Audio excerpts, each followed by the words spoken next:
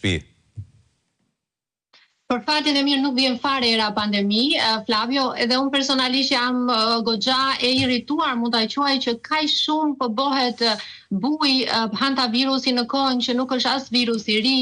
nuk është ndonjë problem aq i rrezikshëm siç transmetohet patjetër nëpër mediat, që gjithmonë një përqindje e caktuar e popullatës mund të kenë një dobësi imunitare, mos të kenë fare aftësi mbrojtëse ndaj viruseve të tilla dhe mund të kenë komplikacione si qytetarja franceze ose edhe një të vdekur gjermane kemi pasur në anijen e Afrikës Perëndimore. Pra,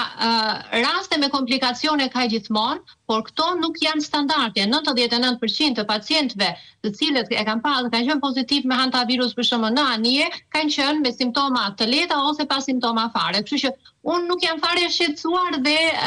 po çuditem që po bëhet kaq shumë buj. Tani, ju thoni që nuk është një virus i ri. Pse duket sikur u kapën në befasi autoritetet europiane shëndetësore? Pasi asnjëherë nuk I kemi pasur shpërthime, mund ta quajmë në një anije ose në një institucion të caktuar të hantavirusit, siç mund ta imagjinoni është një virus I zakonshëm si rezervuar normal tek mint, kryesisht tek mint, dhe kontakti që ka njeriu me mint është gjithmonë I kufizuar vetëm te profesione të caktuara si te bujqërit, te fermerët, te ata që punojnë në pyetari, madje edhe në Shqipëri kanë pasur, në të kaluarën tonë kemi pasur raste të raportuara me hantavirus në pjesën e Shqipërisë Veriore në Pyje, dhe tani ka zbritur në thojza dhe në qytet, sepse edhe metropolet janë të mbimbytura me ndotje,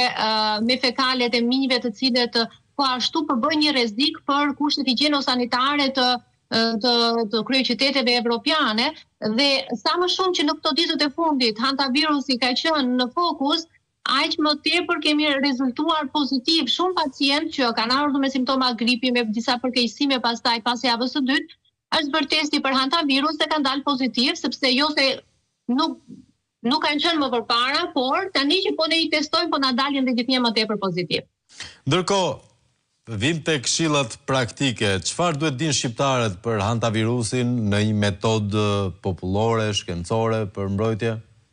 Parandalim larg qoftë? Të qëndrojmë larg ndotjes minjve do ishte gjëja më e thjeshtë, atë që faktikisht mund ta imagjinojmë se cili prej nesh që kudo që kemi një mbi popullim me mint, me kanale të ujrave të zeza, kemi mbeturina të cilat nuk hiqen çdo ditë siç është e parashikuar nga Bashkia e Qyteteve, por qëndrojnë aty disa ditë më gjatë, patjetër që kemi një rrezik për infekcione. Hantavirusi është një prej atyre viruseve që mint e mbartin, por kemi dhe Klebsiellën, kemi salmonelën, pra ka shumë infekcione të tjera, jo vetëm virale, po dhe bakteriale, edhe të grupit të parazitëve të tjerë të zorrës, të cilët në momentin që ne e shohim në ambientin tonë rrethues që kemi më shumë se çtuhet mbi ndotje dhe nuk reagojmë, mos të çuditemi që tani me rritjen edhe të temperaturave të verës rritet dhe numri I infeksioneve të tilla. E qartë, ndërkohë a ka masa të implementuara në vende të tjera europiane? Paraprake apo nuk e di? Përveç një shqetësimi mediatik. Ecim konkretisht bërë evakuimi për shembull I pasagjerëve nga anija në Afrikën Perëndimore, qytetari I fundit gjerman që është evakuar drejt Düsseldorfit ka qenë një pacient I ri, nën moshën 70 vjeçare, ka qenë asimptomatik dhe në momentin që e kemi testuar pozitiv me andas virusin të hantavirusit, pra që është varianti I andeve të Amerikës së Jugut, aty ka filluar të bëhen masat karantenizuese sepse është varianti I vetëm që njihet deri tani në nivel global për hantavirusi që mund të transmetohet në raste shumë të rralla, që do të thotë në çift, pra në një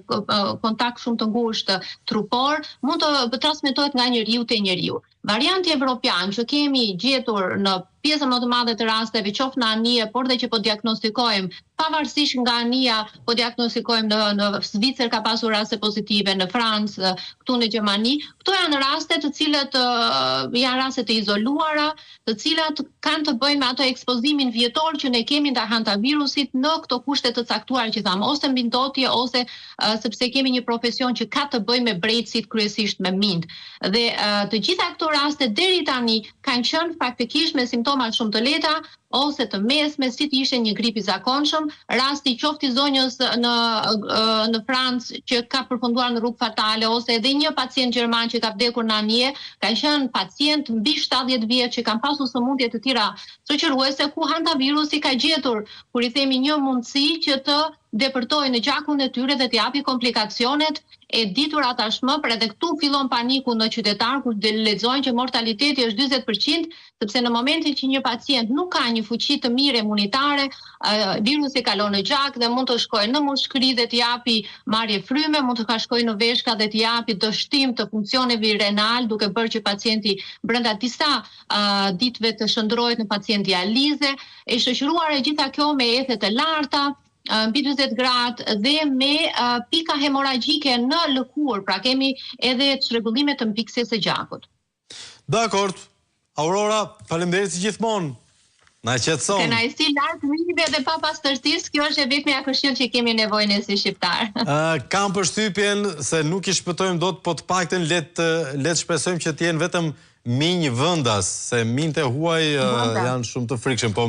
minjtë tanë kanë më frikë nga ne se sa ne nga ata. Faleminderit Aurora Dolenberg, e përshëndesim mikeshën ton. Ndërkohë miq të dashur, ne kalojmë në shkëputje publicitare, rikthehemi një rubrikë që unë e di që ju e keni për zemër dhe më pas, me kujdes, do i shohim hap pas hapi.